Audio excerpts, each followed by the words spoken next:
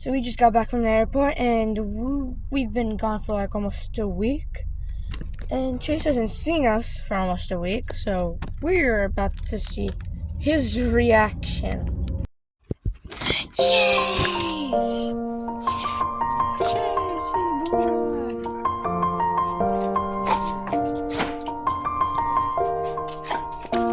It's been a long day without you, my friend, and I tell you